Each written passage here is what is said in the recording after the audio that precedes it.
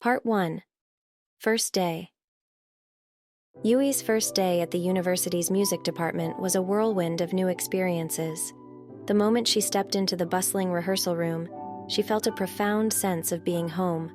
From the scattered sheet music on the floor to the echoes of melodies bouncing off the walls, everything seemed to sing of the love, pain, and joy of music. She watched, captivated, as a young man named Takumi skillfully played a complex guitar riff, the sounds weaving in and out of the room like a confident bird. His stoic expression seemed to betray an intense passion for music that both intimidated and intrigued Yui. His finesse was evident in every note, each strum carrying a nuance that Yui could feel in her bones. In another corner, the vibrant sounds of a violin filled the air, drawing Yui's attention. A woman named Ayaka stood there, her whole body moving in unison with the rhythm of her music. She played with such a unique flair that her violin seemed to be singing, beckoning Yui with its melody. Yui, drawn by the sheer dynamism of their performances, introduced herself, her heart flourishing with excitement. Their shared passion for music created an instant kinship among them, and soon they were discussing their favorite composers, sharing their musical aspirations, and even debating the merits of classical music versus modern. Music is a language, Takumi explained, his words reflecting his philosophical approach. It's a way to convey emotions and ideas that words often fail to express.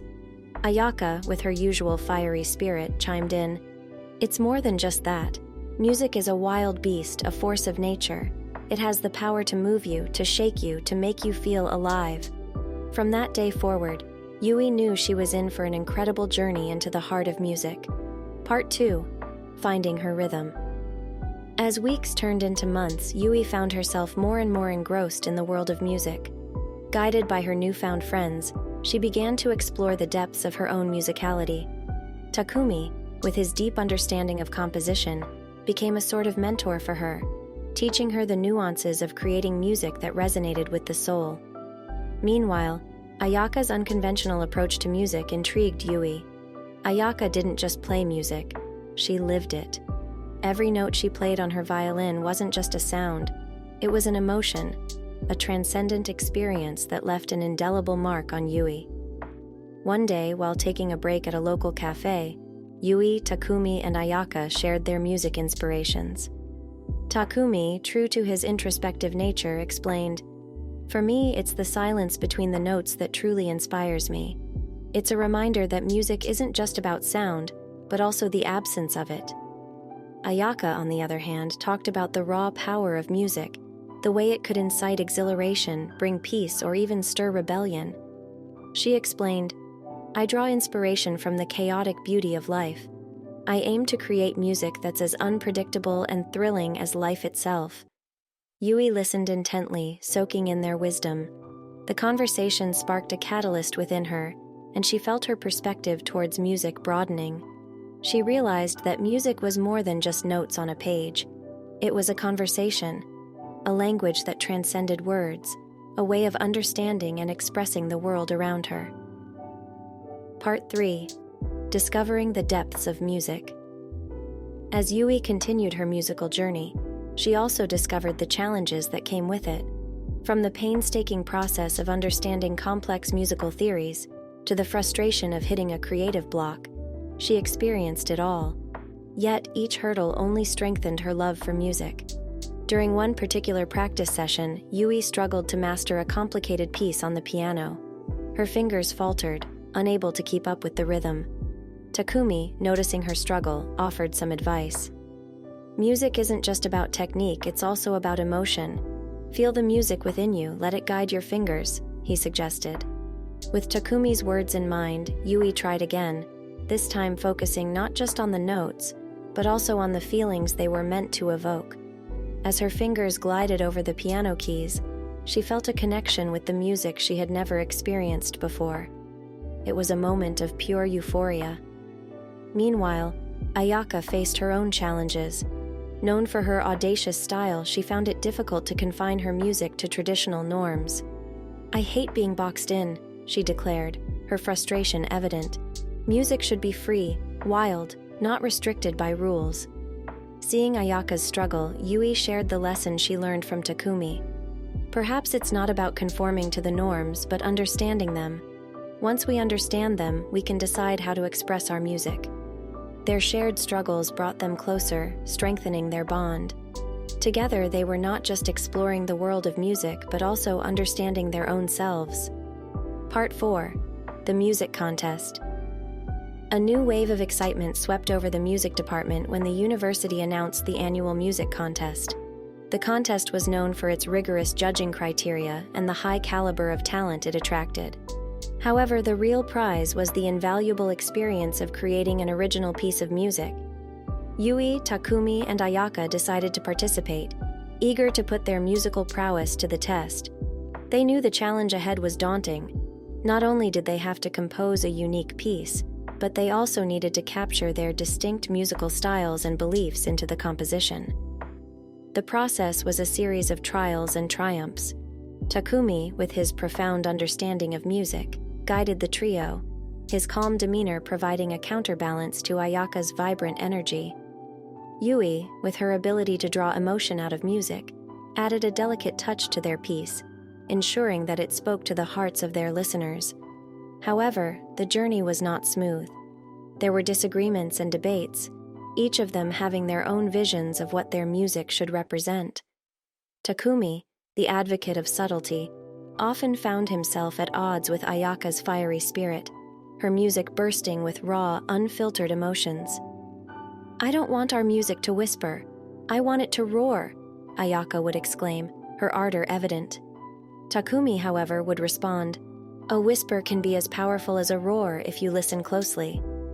Yui found herself caught in the middle, her role becoming that of a mediator, navigating the clashing ideas and blending them into a coherent composition. Part 5. The Strain of Harmony. As the contest approached, the tension between the trio began to escalate. The pressure of creating a perfect piece of music was taking its toll. Disagreements turned into heated arguments, and harmony into discord. During one of their practice sessions, Ayaka's provocative style clashed with Takumi's reserved approach. The room filled with an awkward silence after their dispute, their friendship strained. "Maybe this was a mistake," Ayaka voiced out, packing up her violin. "We're too different. Our music, it's not blending, it's just noise." Yui, sensing the potential collapse of their team, felt the urgency to speak up. "We're different, yes," she said. "But that's what makes our music unique. We're not supposed to sound the same. We're supposed to sound like us, like Takumi, Ayaka, and Yui." Her words hung in the air, a moment of clarity in the midst of their conflict. Yui continued, "Music, it's not just about the harmony, but also the dissonance. Just like us. We might not always agree, but it's our disagreements that push us to create something new, something different." The atmosphere shifted as if a weight had been lifted. Takumi broke the silence. "Yui's right. We need to listen, not just to the music, but to each other. Our piece should reflect who we are, including our differences." Their understanding of each other deepened that day, their differences becoming their strength. They knew the road ahead was tough, but they were ready to face it, together. Part 6. The Finale. The day of the contest arrived, ushering in a mixture of anticipation and anxiety. The auditorium resonated with the energy of talented musicians, all poised for their turn to exhibit their musical creations. When it was their turn, Yui, Takumi, and Ayaka embarked onto the stage. As the lights dimmed, they shared a glance, a silent pact transpiring between them. They were not just performing, they were bestowing a fragment of their souls to the audience. Their music began, a harmonious fusion of their distinct styles. Takumi's intricate guitar riffs established a steady bass. Ayaka's passionate violin illustrated vibrant strokes of emotions, and Yui's expressive piano amplified depth, transforming their music into a captivating narrative. The room was silent as the last note reverberated, a momentary pause before the auditorium erupted into applause. They had accomplished it. They had fashioned a piece that was a true reflection of them, a piece that was raw, real, and resonant. After the contest, they assembled at their usual spot in the park, the evening sun casting long shadows. They didn't discuss the contest or the results. Instead, they recounted the journey, the ups and downs, the lessons learned, and the bond they had cultivated. "Whatever ensues next, this journey has been incredible," Ayaka said, her words mirroring the sentiment of the group. Takumi concurred. "Music united us, but it's our friendship that made this experience truly meaningful."